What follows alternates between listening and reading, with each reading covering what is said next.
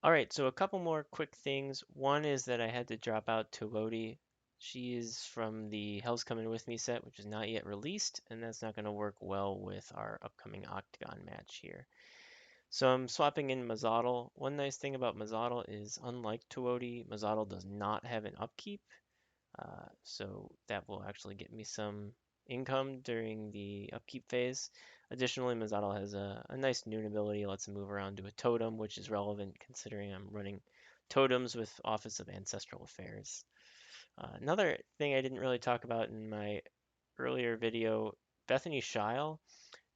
Bethany is going to give each of my dudes, including her, +1 influence in addition to some other perks during high noon if they have an attire equipped. And Holly's Rose is an attire, and so I decided to throw some other attire in there as well. Fancy new hat, um, Ranger's Bible, etc.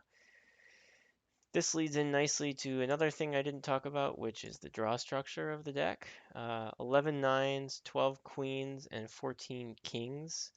Decided to go with nines, queens, and kings for one, because with totems, it does help me hit those pulls, although I'm not going to be relying on that too heavily. However, there was, again, some nice attire on Queen and on King, um, as well as some interesting actions. Twilight is upon us should be relevant since I intend to have a skilled dude in the shootout, namely Shamans.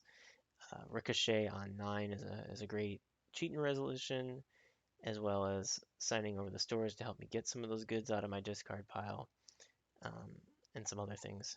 Additionally, you'll see I didn't do 16 of each of these. For one, did want to have some off values, including Holly's Rose, and two, it's nice to win low ball once in a while. This is sort of um, a little bit weaker than I normally would run, but there were a lot of off value cards that I'd like to include and see how they go. All right, well, let's get in there and see what happens.